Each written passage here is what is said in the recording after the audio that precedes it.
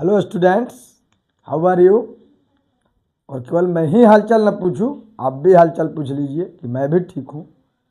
दूसरी बात कि जो सिलेबस में चेंजिंग होते हैं या नए कोई टॉपिक जोड़े जाते हैं या फिर रिमूव किए जाते हैं तो इनसे घबराना नहीं है। और वैसे मैं रोट लर्निंग में विश्वास ही नहीं रखता हूँ, मैं कॉन्सेप्ट लर्निंग ही पढ़ाता हूँ। तो अगर आप हमसे जुड़े रहें तो रोट लर्निंग करना ही नहीं होगा। कंसेप्ट बेस पढ़िएगा, कंसेप्ट लर्निंग पढ़िएगा तो रोट लर्निंग ऑटोमेटिक खत्म हो जाएगी। और रियली सिलेबस में ये चेंजिंग भले ही किया गया और स्पष्ट कहा गया है कि आप सभी रोट लर्निंग को छोड़कर कॉन्सेप्ट लर्निंग करिए, और ये ज़रूरी भी है। नहीं तो ये बदलाव उसके कहने से मतलब नहीं है, सिलेबस चेंजिंग से मतलब नहीं है। अगर आपको कुछ भविष्य में आगे करना है तो आपको कॉन्सेप्ट चाहिए ही। और निश्चित रूप से हर चीज़, चाहे वो मैथ हो, फिजिक्स हो, केमिस्ट्री, मतलब मुख्य रूप से 3 चीज़ें, आप निश्चिंत रहें। आपको पूरी जितनी भी उसकी टॉपिक्स हैं सभी टॉपिक्स को कॉन्सेप्ट बेस पर पढ़ाया जाएगा और इतना समझ में आ जाएगा कि जब आप क्वेश्चन सॉल्व करने जाएंगे तो चुटकियों में क्वेश्चन सॉल्व हो जाएंगे। किसी भी के लिए अगर आप कॉन्सेप्ट पढ़ लेते हैं तो क्वेश्चन जो होते हैं वो आपको बिल्कुल, जो बताया जाता है कि ये बड़ी हार्ड आया था क्वेश्चन, हार्ड या सॉफ्ट किसके लिए है? हल्का क्वेश्चन है या हार्ड क्वेश्चन है, कॉम्प्लिकेटेड क्वेश्चन है, किसके लिए? जिससे बन गया उसके लिए हल्का हो गया। जो नहीं बना पाते हैं कहते हैं कि हार्ड है, मतलब सेम क्वेश्चन तो आएगा नहीं। तो कॉन्सेप्ट पढ़िए ना, चाहे क्वेश्चन किसी प्रकार का हो, कहीं दिक्कत आपको नहीं है। उसी को लेके आज हम आपको अर्थमेटिक प्रोग्रेशन, यानी फिर अगले वीडियोज में आपको ज्योमेट्रिक प्रोग्रेशन, फिर हार्मोनिक प्रोग्रेशन ये बताया जाएगा। लेकिन आज मैं शुरू कर रहा हूँ प्रोग्रेशन, ठीक है। तो प्रोग्रेशन से पहले आइए सीक्वेंस।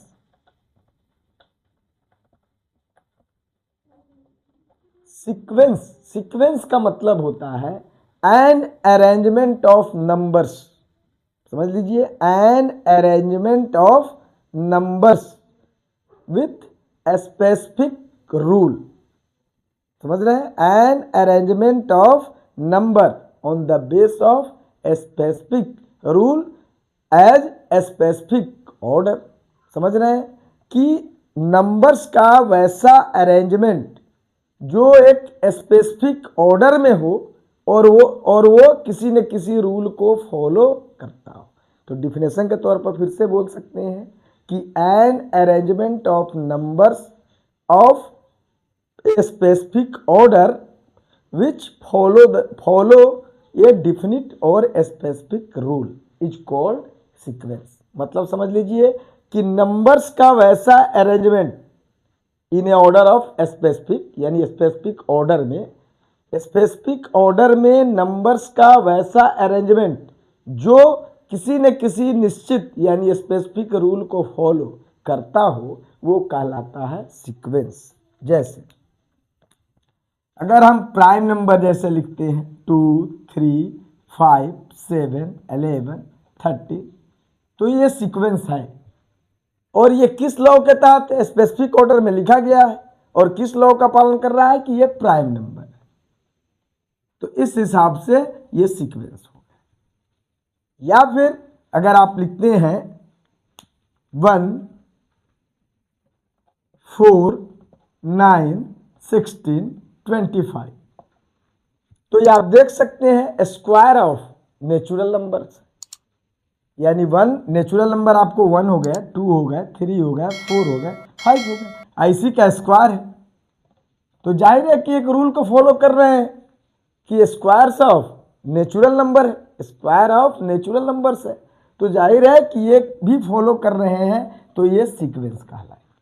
क्लियर है? सीक्वेंस का मतलब होना चाहिए, फिर से एक बार डिफिनेशन सुनिए, an arrangement of numbers in a specific order on the base of a definite और specific rule is called sequence. अब आते हैं इसी में प्रोग्रेशन।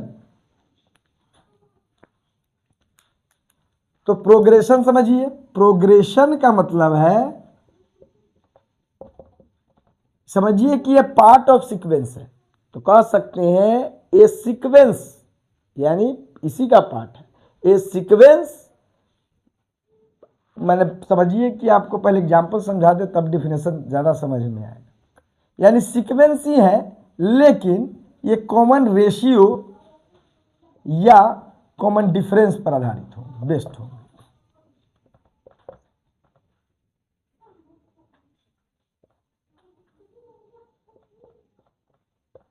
देखिए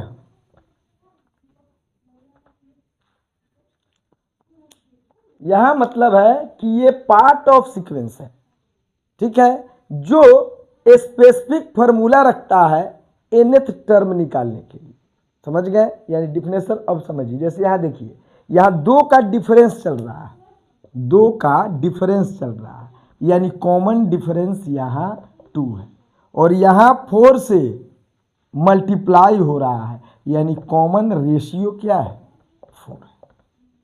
तो डिफिनेशन अब सुनिए कि a sequence which has specific या स्पेशल कहिए, which has a specific formula to determine the its nth term is called a progression. फिर से सुन लीजिए, a sequence which has a definite or a specific formula to determine the nth term of its is called a progression। यानी अब वैसा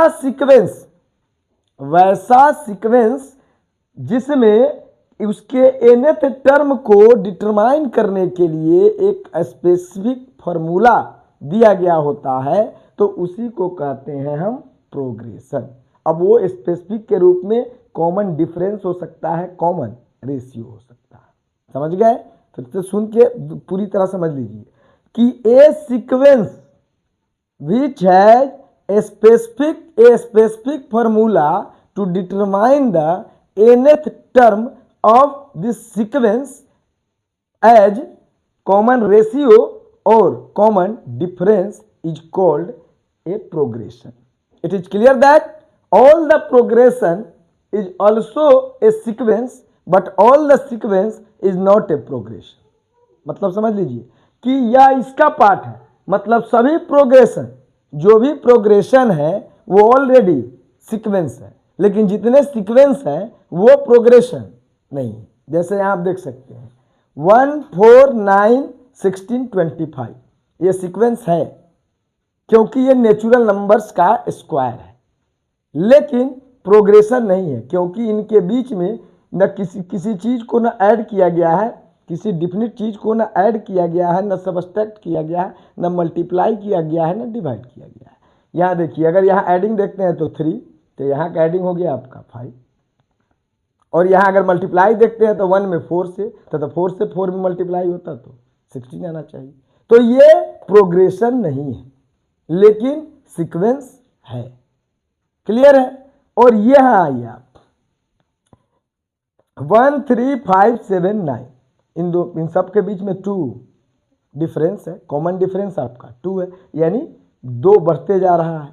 तो ये progression है और साथ ही साथ सीक्वेंस है। ये भी प्रोग्रेशन है और साथ ही साथ सीक्वेंस है, यानी all the progression is also a sequence but all the sequence is not a progression.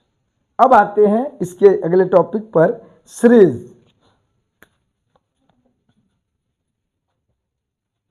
Series का मतलब है the sum of elements of a sequence is called a series.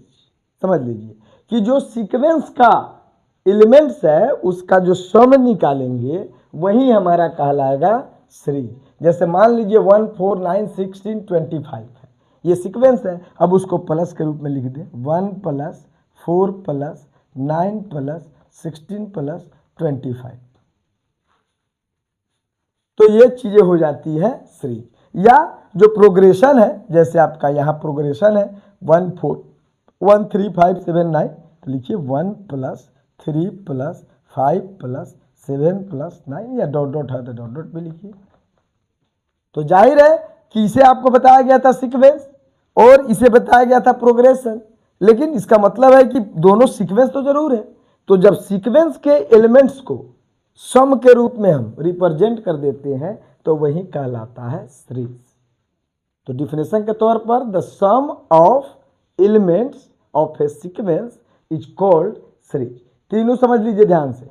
Sequence का मतलब होगा कि arrangement of numbers in a specific order on based on a rule और specific rule is called sequence.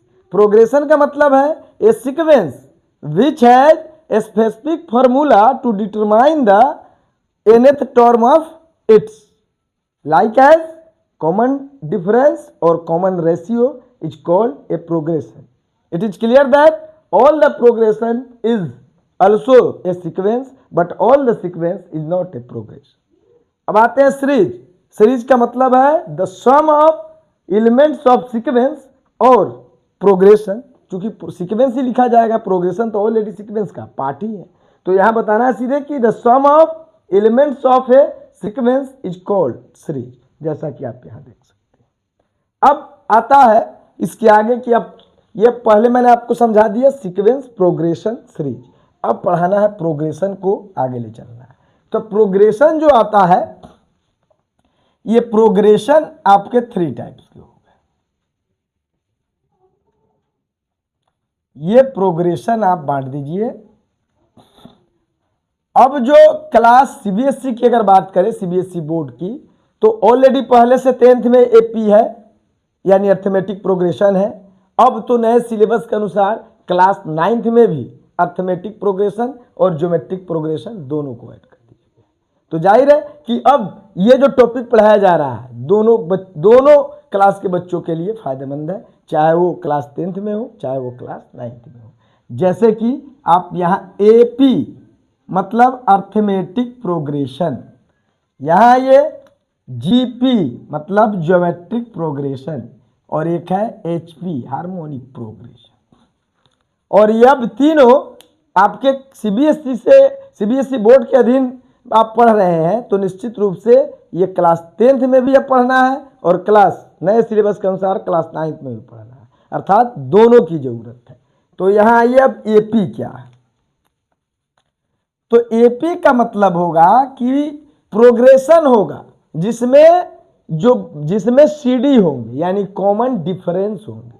Common difference का मतलब या तो कोई एक डिफिनिट नंबर या डिफिनिट कांस्टेंट क्वांटिटी या वेरिएबल क्वांटिटी ऐड होता जाएगा या फिर सबस्ट्रैक्ट होता जाएगा, या कह सकते हैं कि वैसा प्रोग्रेशन जो किसी निश्चित नंबर के एडिंग या सबस्ट्रैक्शन से होता है, वो क्या कहलाएगा?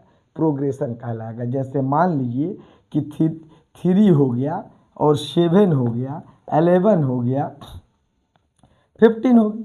तो यहाँ देखिए डिफरेंस 4 ऐड होता जा रहा है। 3 में 4 ऐड कर दिए 7 में 4 ऐड कर दिए 11 में 4 ऐड कर दिए 15। तो ये जाहिर है यही कहलाएगा। या ऐसे भी कर सकते हैं कि मान लीजिए 5 हो गया, उसके बाद 3 हो गया, उसके बाद 1 हो गया, उसके बाद -1 हो गया, उसके बाद -3 हो गया।